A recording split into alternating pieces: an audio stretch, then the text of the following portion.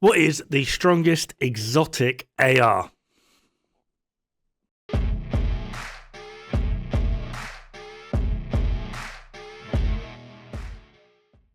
Now, I'm hoping we understand that I said the word strongest, so I'm basically just going to be calculating DPS in this one. I will leave it to you as to whether or not some of these talents are worthwhile. And to be perfectly honest, trying to say like an exotic AR is the best is a little bit weird, because there are going to be certain areas, such as a skill build, where you're not really going to be running something like Bighorn. You're going to be putting Capacitor on. So in that regard, Capacitor would be the best.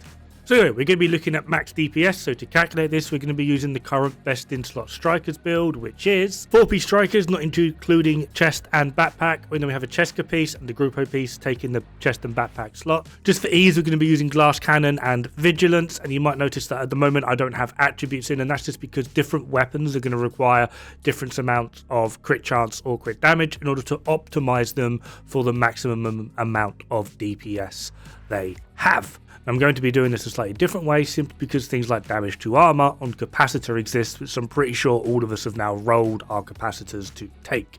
So if I'm going to be calculating in that damage to armor, I also need to calculate in damage to health. There's been a lot of back and forth on this between me, IKEA, Fog of War. There's a few other people that got involved, but I think they're the main three. None of us seem to be able to come to a general consensus. However, IKEA is the one that taught me, so I'm just going to follow what IKEA said, and that is across all difficulties, on average, you will be doing 60% of your damage to armored enemies. So if we take that as a damage to health calculation, that's 21 divided by 0.4, which equals 8.4.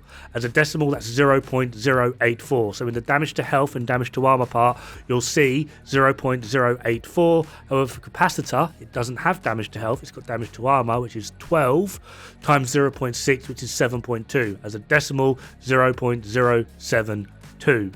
Which is why you're going to see those numbers under the damage to health, damage to armor part of the spreadsheet. Now for the first build, we are looking at St. Elmo's, which has a 57% crit chance and 157% for its most optimal DPS on this setup, which is not too shabby.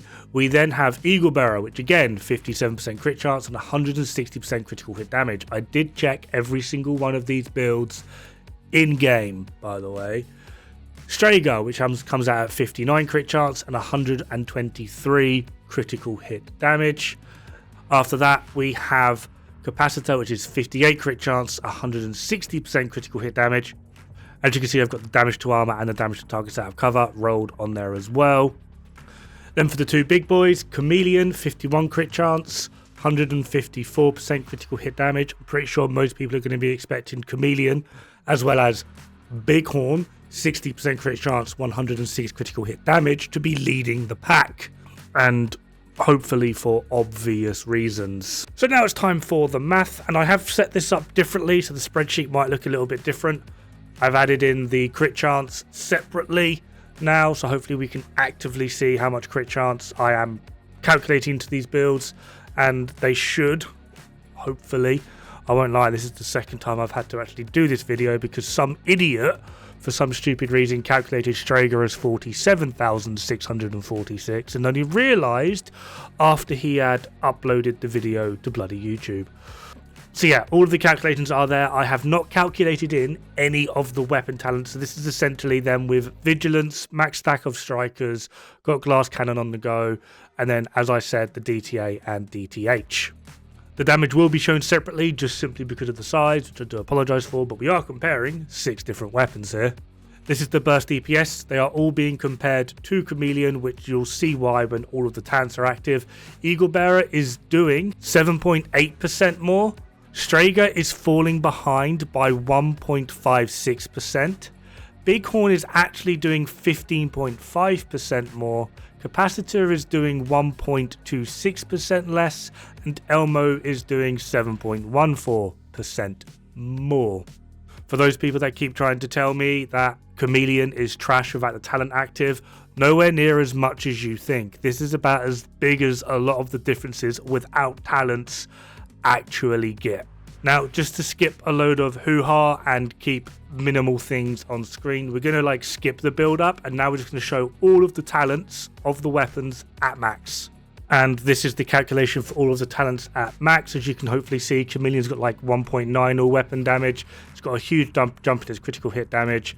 The crit chance has gone to like 60%. Strager's got its 75% amp. Bighorn's had a massive increase in its headshot damage. And Eagle Bearer, Capacitor, and Elmo's don't have a damage talent. Sucks to be them. And how this looks in terms of DPS is as follows. Yeah, Eagle Bearer is now doing like 48% less. Strager is still holding in there. It's only doing like 0.2% less.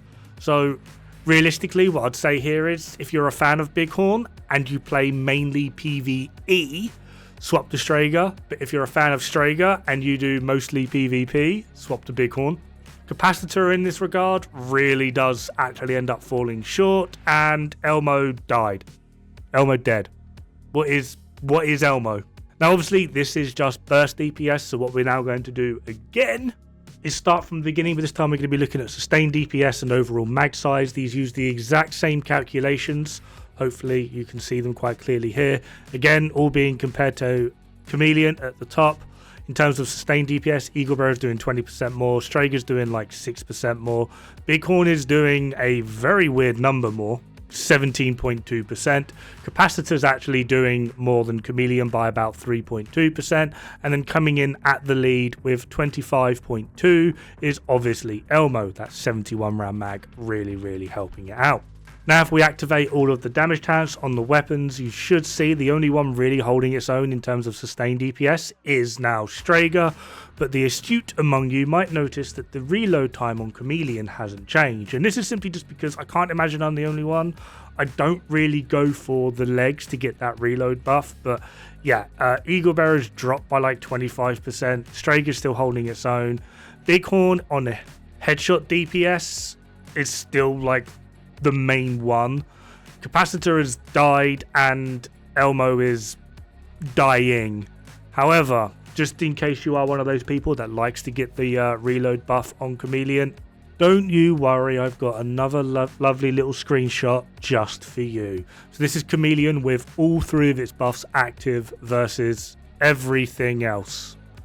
Now, there might be some among you that are like, oh, but like uptime and bloody blah, and this is a good thing. Now, I have shown that I can get like a 92 to 93% uptime on something like Chameleon. In terms of Strager, I've not really played around with that much, but I feel like going for 3 stacks is a worthwhile thing.